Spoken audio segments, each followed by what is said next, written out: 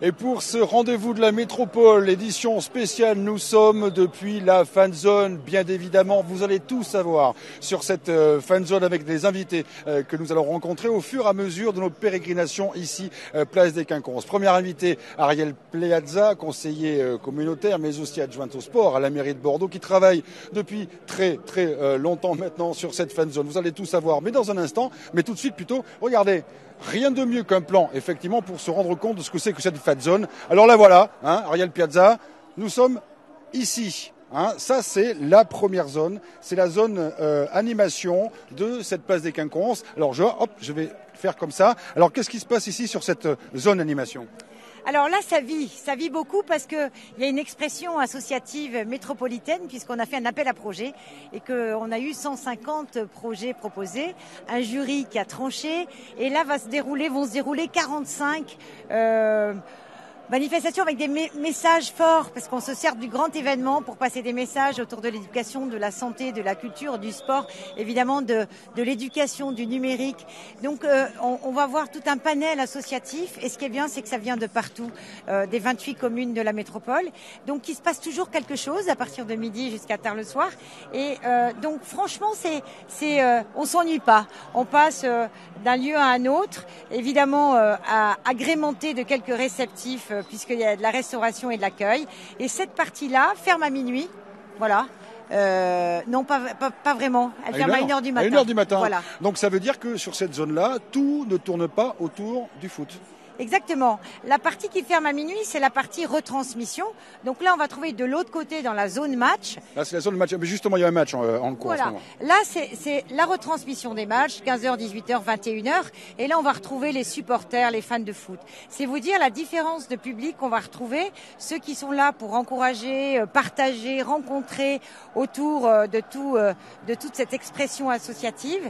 Et puis, de l'autre côté, ceux qui vont être là à 15h, à 18h, à 21h pour suivre l'évolution des matchs. Alors on voit quand même qu'il y a quand même quelques équipements sportifs dédiés au football, comme ces deux City Stade ici, ils sont derrière moi. Tout à l'heure il y avait un match, on va s'en rapprocher du City Stade. Il y a aussi pas mal d'animations pour les enfants. Voilà, il y a plein de choses qui se passent aussi pour les familles.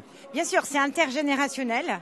Chacun vient comme il est et a envie de partager. Alors il y a toujours un chef de projet parce que tout ça c'est pour montrer, se servir de cette belle visibilité sur ces stands différents pour montrer ce qu'on fait, ce qu'on sait faire à la métropole.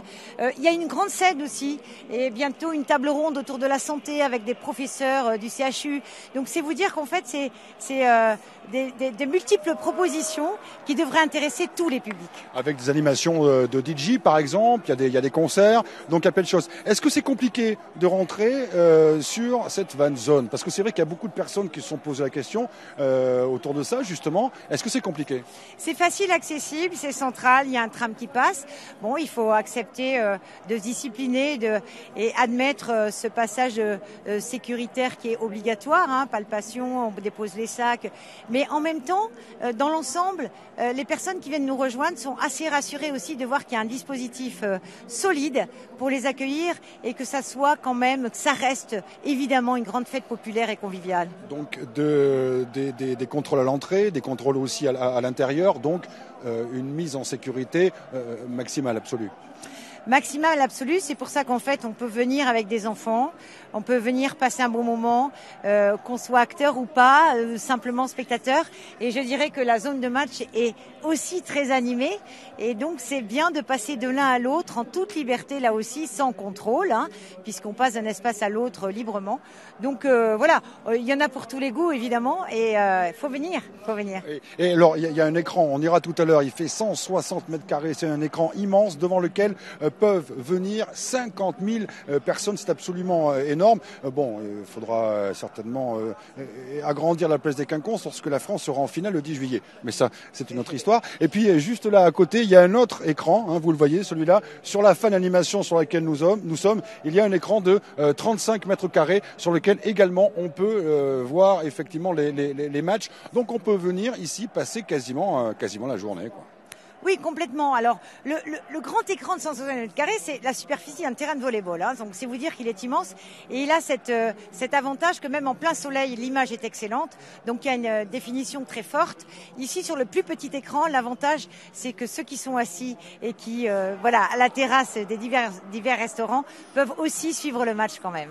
Il y a bien évidemment de quoi se restaurer. Alors, je ne vous cache pas qu'il y a déjà pas mal de supporters belges, il y a pas mal de supporters irlandais, parce que ça va être un énorme match là, qui se prépare bientôt. Eh bien, écoutez Ariel, ce que je propose, c'est que nous fassions le tour. Regardez, on va faire comme ça et on va se diriger vers le City Stade. Alors, en ce moment, effectivement, il y a des matchs. Alors, il y a eu un petit concours hein, tout à l'heure, un petit tournoi qui a été organisé. Donc, ça permet effectivement d'animer cette fan zone. Donc, si vous n'êtes pas fan de foot, vous pouvez venir assister effectivement à ce qui se passe ici, de nombreuses animations. Vous en avez parlé, Ariel. Et puis, lorsque vous aimez le foot, eh bien, regardez, il y a ce qui se passe ici. Donc, pendant qu'un match se déroule, un autre a lieu en direct, en vrai, ici, à l'occasion du City Stade. C'est l'occasion pour moi de vous présenter Michel Héritier. Alors, vous êtes conseiller communautaire et vous vous occupez un peu de culture. Alors, c'est bizarre parce que quand on a préparé cette émission, on m'a dit, ah, mais il faut que Michel Héritier... Voilà, vous le voyez, c'est la bonne ambiance. Ça, c'est un Irlandais. Voilà, oui, ça promet les Irlandais. Sans maillot. Non, mais sincèrement, l'ambiance est vraiment bon enfant. Et c'est vrai que les Irlandais, en général, ils savent mettre l'animation sans excès. Donc, quand on a préparé cette émission, on m'a dit, ah, mais il faut que Michel Héritier soit là. Je lui ai dit, attendez, on parle de sport. Qu'est-ce qu'il vient faire là, Michel Héritier? Eh ben non, pas du tout. Parce que justement, cet Euro 2016, ça a été l'occasion aussi de faire pas mal de choses au niveau de la culture. Oui. Effectivement, j'ai la délégation du soutien aux programmations culturelles et celle aussi des grands événements. Donc effectivement, cela rejoignait très bien la délégation que j'occupe actuellement et qui nous a permis au niveau de Bordeaux Métropole de développer un certain nombre de projets, de programmes. Un premier programme qui est le programme d'accompagnement au programme d'animation et le programme héritage. Alors le programme d'animation, ce sont un certain nombre de projets qui ont été déposés à Bordeaux Métropole dans le cadre d'une enveloppe de 500 000 € que nous avons affectée au niveau de la collectivité pour, dans le cadre de cet appel à projet, recueillir un certain nombre d'initiatives, tant d'institutions que d'associations et que de communes aussi. Donc ça veut dire que l'Euro 2016 ne concerne pas que la fan zone et que Bordeaux. En fait, c'est toute l'agglo. Hein. Voilà, l'idée, effectivement, c'est de renforcer l'identité de la métropole et faire participer d'une certaine façon les 28 communes, avec Bordeaux, bien entendu. Alors, quel type de projet ? Alors, ce sont des projets qui portent sur plusieurs thématiques, sur la culture, le sport, la citoyenneté, la prévention. Et ça fonctionne bien en général, il y a eu pas mal de projets. Voilà, donc beaucoup de projets ont été déposés et nous avons retenu dans le cadre d'un jury présidé par Alain Giresse et Emmanuel Grisot près de 60 projets et qui se déclinent depuis le début de l'Euro jusqu'au mois de juillet avec des actions autour de la prévention, les bienfaits du sport. Entre autres, et beaucoup aussi d'intergénérationnel, comme je le disais, avec des tournois, des plateaux, des tours de foot numériques, voilà. Alors, tout ça. Voilà. Justement, vous venez de parler d'Emmanuel Grisot et d'Alain Giresse. Emmanuel Grisot, dans cette étoile à l'ONBA, qui est ambassadrice pour l'Euro 2016, et Alain Giresse également. Eh bien, justement, ça tombe bien, parce qu'Alain Giresse, il y a quelques jours, a inauguré un projet, justement, dans le cadre de l'Euro 2016, un énorme ballon qui a été construit et entreposé dans les jardins de la mairie de Bordeaux, et qui a été décoré par les clubs seniors. C'était un projet qui a duré plusieurs mois, et ça a été pour moi l'occasion de rencontrer Alain Giresse qui nous parle donc de ce début de l'Euro 2016. On l'écoute tout de suite. Le football, ça va au-delà du simple match. Voilà, c'est pour ça qu'il existe les fan zones, il existe toutes sortes d'initiatives comme ce ballon qui a été construit. C'est bien, ça donne un élan à beaucoup de personnes, ça motive. Voilà, il ne faut pas rester confiné que dans son match. Mais il faut faire participer tout le monde. Et puis c'est bien parce que maintenant on a enfin un ballon d'art à Bordeaux. C'est un ballon d'art, oui, c'est bien. Et c'est évident, là comme ça on voit un ballon, on a l'impression que c'est simple. Et puis c'est derrière ce que ça peut représenter, toutes les idées que les personnes ont eues, tout ce qu'ils ont voulu mettre en place, ce qu'ils ont réalisé. Voilà, et ça c'est à souligner, surtout que ce sont des seniors qui ont réalisé ça. C'est en train de prendre cet euro par rapport justement à ce que vous constatez-vous sur le terrain, la mobilisation du public au-delà des supporters ? Oui, je crois, oui, progressivement, oui. Il faut toujours que ça se lance, vous savez. On attend, et puis ça démarre progressivement. Et puis après, ça va prendre sa vitesse de croisière avec tout ce que cela comporte comme événements sportifs et autres qui gravitent autour d'un euro. Vous êtes entre Bordeaux et Toulouse. On ne va pas s'amuser à faire une comparaison, mais grosso modo, qu'est-ce qu'on peut dire de cet Euro 2016 à Bordeaux et notamment sur la fan zone? La fan zone de Bordeaux, elle est impressionnante, ça c'est clair, c'est la deuxième de France. Donc ça situe, la place des Quinconces, c'est énorme. Elle a été bien pensée, elle a été bien prévue.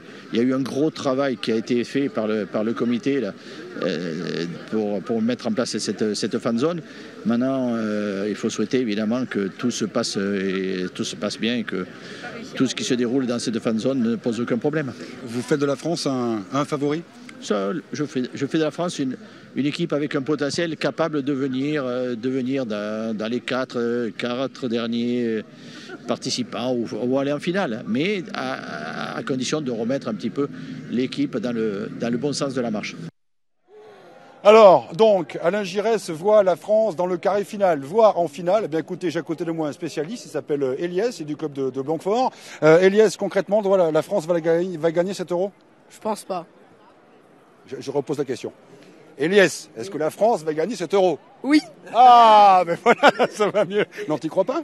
Non. Pourquoi? Je sais pas, ils ont une bonne équipe, mais sans plus.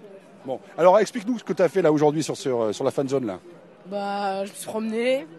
Qu'est-ce que t'en penses? T'as été un peu jouer au foot? Non, là, j'y vais. Attention, il va falloir te mettre vraiment, faut gagner là. Hein. Je suis le meilleur joueur du monde. Alors écoutez, on va lancer un appel officiel. Si un club cherche le meilleur joueur du monde, il est là, il s'appelle Eliès et il passe avec ses amis parce que et on leur a dit mais venez. Donc ils ont dit venez. Allez, ils vont venir. Ah ben les voilà, ça y est. Bon, très bien. Bon, dites-moi les gars, est-ce que c'est lui le meilleur joueur du monde alors ou pas? Bien sûr. Non. C'est moi le meilleur. Ouais, pas pris à Bruges. Des menteurs. Ouais, mal foutu à Bruges. Bon, alors c'est pas sûr que ce soit le meilleur joueur du monde, mais quand même ils sont là, ils vont regarder effectivement les matchs sur la fan zone. Qu'est-ce que tu as fait toi aujourd'hui? Tu vas jouer là tout à l'heure? Ouais, sûrement. Bon, on va gagner. Hein. T'inquiète pas. Ok, je m'inquiète pas, donc je me fais aucun souci. Il faut pas tutoyer les gens comme ça. Bon, en tout cas, vous voyez, tout se passe dans la bonne ambiance. Ariel, on y est. Mais ça fait combien de temps que Bordeaux Métropole se bat pour ce projet?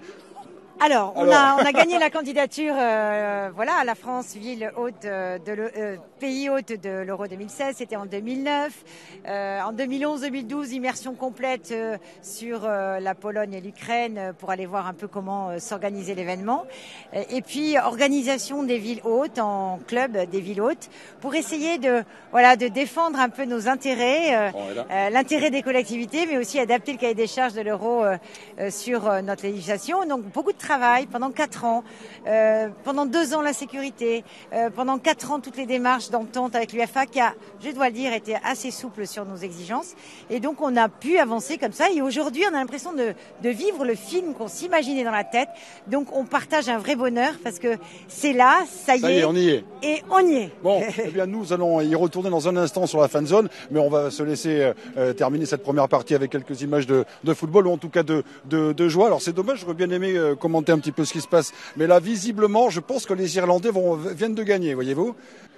Nous avons changé d'endroit, nous sommes maintenant là où ce sont les enfants, les petits qui jouent au foot parce que on l'a dit ici sur la fan zone il se passe beaucoup de choses, donc pendant que les enfants jouent ici, il y a les parents qui sont là et qui regardent, qui encouragent leur enfant.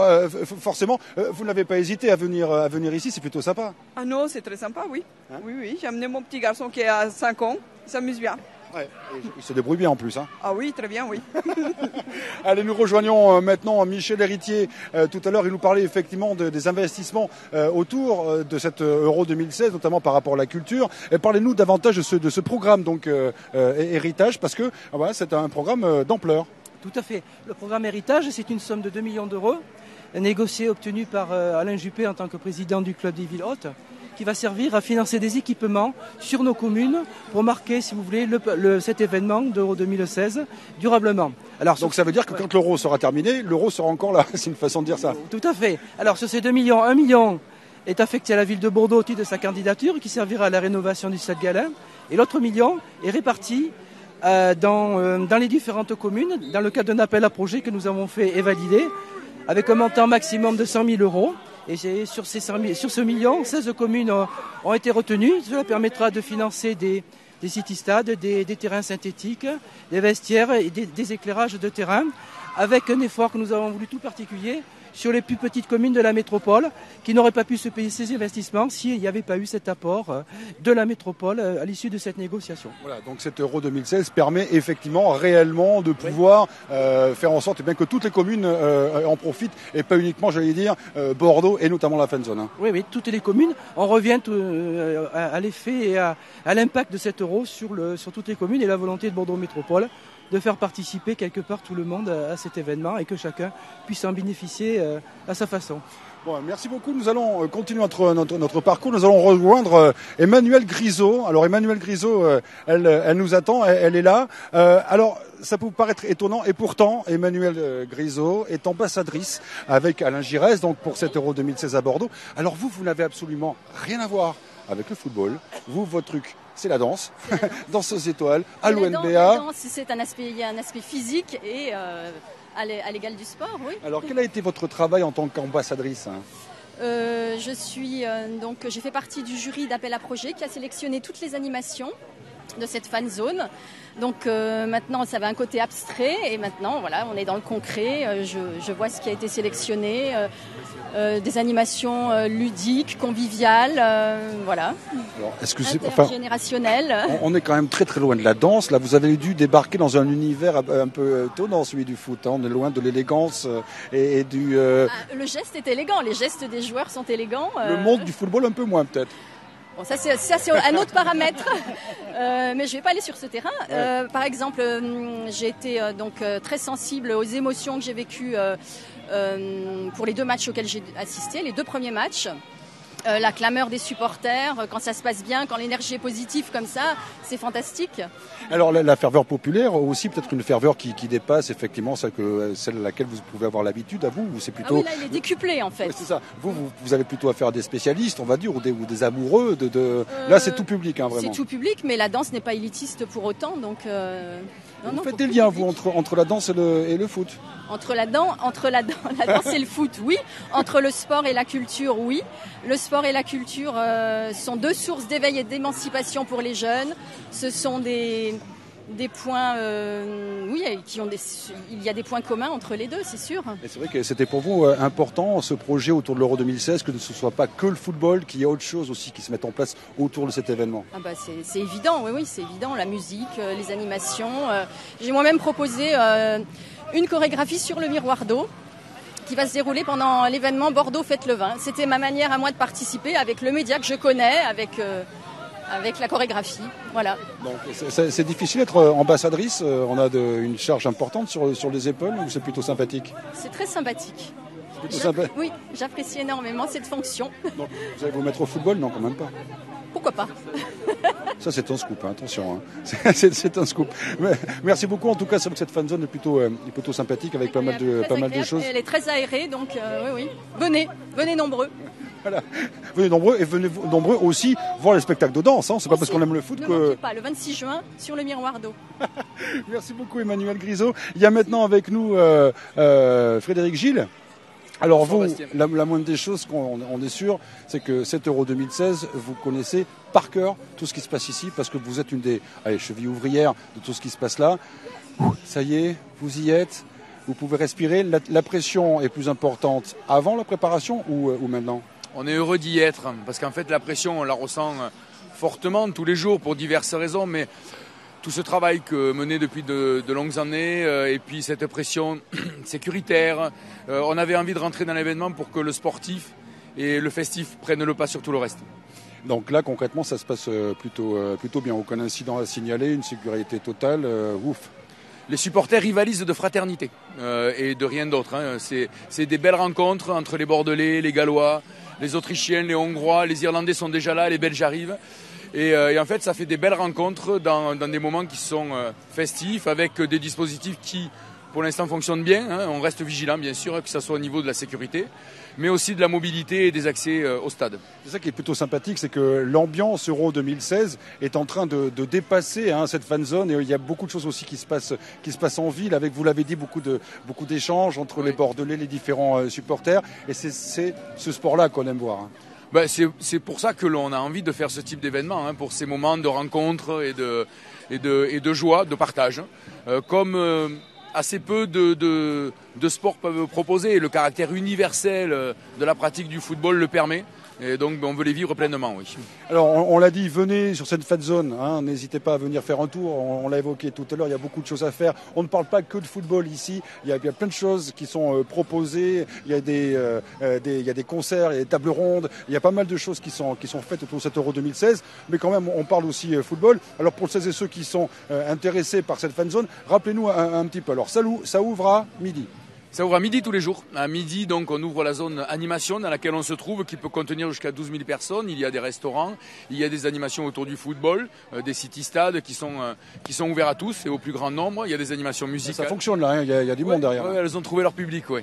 Il y a des animations musicales. Et puis, 1h30 avant chaque retransmission, on ouvre la grande zone de retransmission qui, elle, fait 50 000 m², où là aussi on peut trouver de la restauration rapide, des buvettes ou autre type de service, et regarder sur un écran de 166 m², les grands matchs qui se déroulent donc pendant cet Euro. Et c'est là qu'on pourra voir la finale avec la France le 10 juillet, c'est ça ?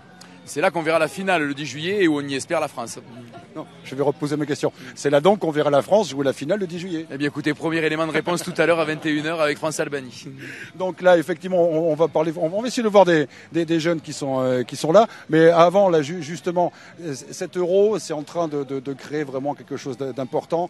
Et c'est vrai que ça fait du bien, quoi, hein, par rapport au climat général. Hein. Oui, ça fait du bien parce que de ce que nous rapportent aussi nos collègues des autres villes hautes, ils ont des atmosphères aussi qui sont de ce type, qui sont pleines d'envie, pleines de rencontres. Alors bien sûr, il y a eu les déplorables incidents marseillais. On en a beaucoup parlé et pas assez sûrement parlé de tout le reste et de tout ce qui se passe bien.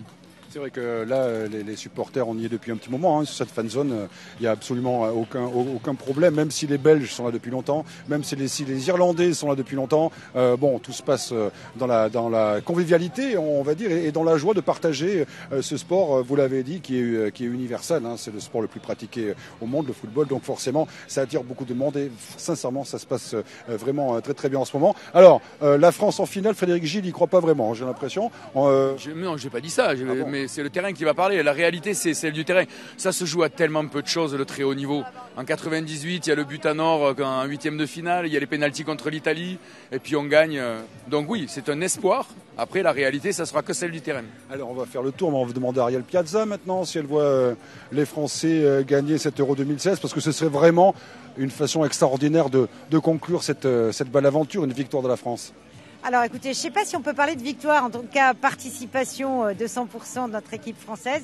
Moi, ce que j'aime dans cette Coupe d'Europe, c'est que les petits peuvent traverser des tours et arriver en quart ou en demi. Et puis ceux qu'on attendait sont pas là. Et donc il y a ce suspense au fil des matchs qui est prenant.